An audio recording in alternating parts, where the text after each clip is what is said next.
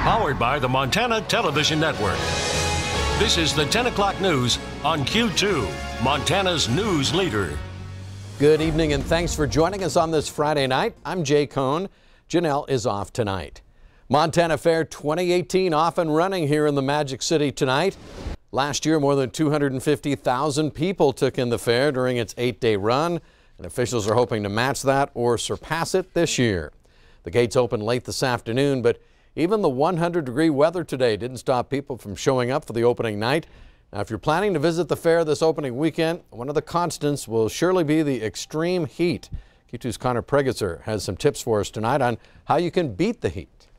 Well, we're down here on the fairgrounds right now, and let me tell you, if you didn't believe my forecast last weekend, if you haven't been believing the weather, it is super, super hot down here, probably hotter than where you're at, just by virtue of the asphalt and all the rides and everything that's going on here that is just going to add to that heat. It's very, very warm here. We're standing outside the Billings Clinic bus, which is going to be here all week, offering first aid as well as things to help you beat the heat. They've got the sunscreen here. It's free. It's going to be here all week. If you need a top up, stop by, grab a little bit of that. They've got the water here. That's, again, free all week. If you find yourself being a little bit thirsty, stop by here, grab yourself a drink. We are just west of the Expo Center, and that's where they're going to be all week. Now, the Expo Center is one of the many air-conditioned buildings here. A good rule to think of is if you're outside for an hour, it's a good idea to go inside, spend 10 minutes in the AC, and just let yourself cool off a little bit. We are expecting record high temperatures for all of this weekend. So if you're going to come down here and enjoy the fair, you really have to be conscious of those heat-related issues, especially if you've got young children. Stay on top of that water and get on that sunscreen. Now, if you don't believe me, I had the chance to catch up with a doctor over at Billings Clinic this afternoon, and he's going to give you a little bit more. Make sure you're not overexerting yourself. Wear light clothing. Hydration is key, okay? So make sure you're keeping up on the water. Pop, alcoholic beverages actually tend to dehydrate, so you want to make sure you're drinking lots of water, okay?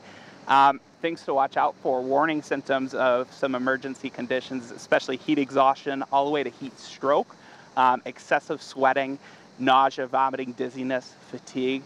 That's what we call heat exhaustion, and that can be a sign of severe dehydration, okay?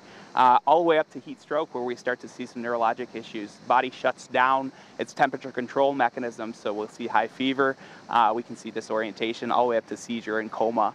This can be a fatal condition. So make sure we're taking our time, stopping in the shade if we need to, maintaining adequate hydration. There you have it, straight from the mouth of a doctor. It's definitely a weekend to get on that sunscreen, get a little bit of water in you, stay hydrated, come down here and enjoy the fair this weekend. That's all from down here at the Billings Clinic bus. We're going to send it back to you, Jay. All right, sounds good, Connor. Now things are just going to get hotter from here, Bob. Chief Forecaster Bob McGuire here, and this is pretty serious stuff. Tomorrow could be the hottest day of the year, maybe the hottest day of 2 or 3 years. We're going to 103 degrees tomorrow. Look at that. That's incredible. Plus, now we still have the excessive heat warning for us. That's for southeastern Montana. It does include Billings, and obviously this means that we have increased risk of heat-related illnesses, just as the good doctor just told you. And so here's your forecast for Montana Fair on this weekend. It's going to be 103 on Saturday, the low that night 67. Sunday up to 96 degrees with a 20% chance for some showers and thunderstorms coming in then. And then after that, the good news is a cold front moves through, and that'll cool us back down into the 80s by the time Monday, Tuesday, and Wednesday get here. Okay, let's go back to you. All right, thank you, Bob. Also tonight, Montana Fair kicked off its star-studded concert series. Country star Dustin Lynch taking the stage to kick off this 3-day series. Lynch is well known for songs like Small Town Boy, Mind Reader, and Where It's At. His energetic, fast-paced show firing up the crowd here in Billings tonight. Now, Kelly Clarkson takes the stage on Saturday. Brett Michaels performs on Sunday. Search crews today recovered the body of a man who drowned in the Tongue River this week. The Rosebud County Sheriff's Office has identified the victim as 43-year-old Jason Blankenship of Otter, Montana. Blankenship was last seen Wednesday afternoon when witnesses say he slipped off a ledge along the Tongue River near Bernie, but never resurfaced.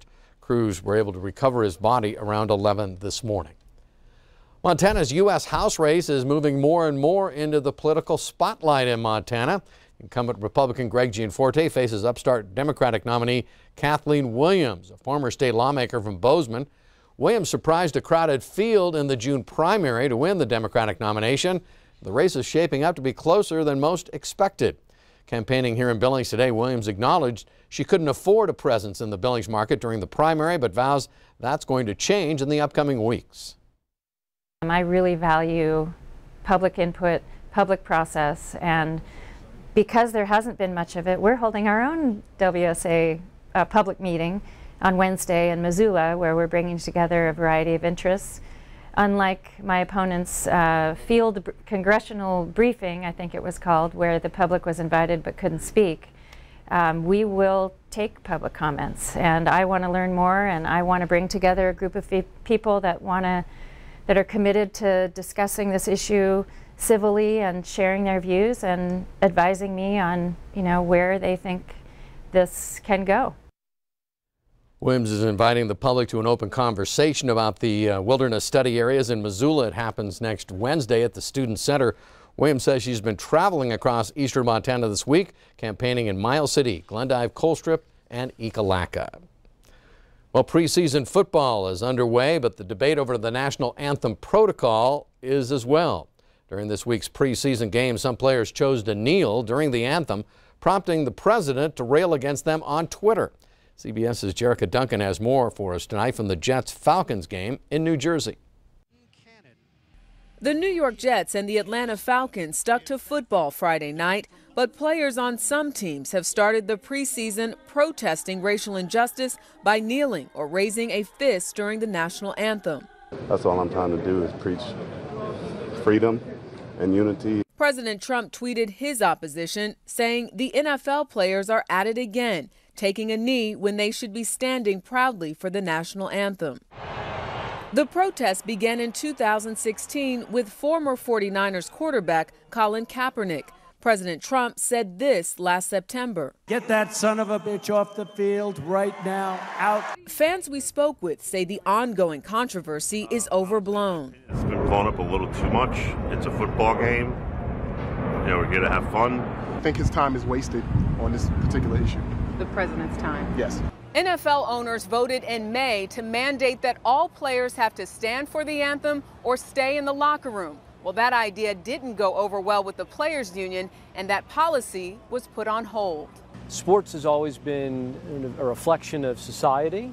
Sports business professor Lee Eigel says the NFL needs to figure out its values and find a way to move forward. It's not about standing.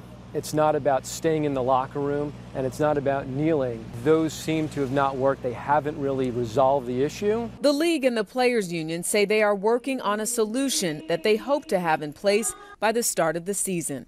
Jerica Duncan, CBS News, East Rutherford, New Jersey. And the NFL says no players will be disciplined for their demonstrations while the league and the union try to work out their differences. Still ahead tonight on tonight's 10 o'clock news, we're not the only ones feeling the heat. NASA has a hot mission of its own coming up. We'll tell you about it. Plus, there's a fishing competition that's anything but relaxing. We'll check out redneck fishing with you next. And later in sports tonight, high school football is back. In a moment, we check in with two-time defending champion Senior Bronx on opening day of practice.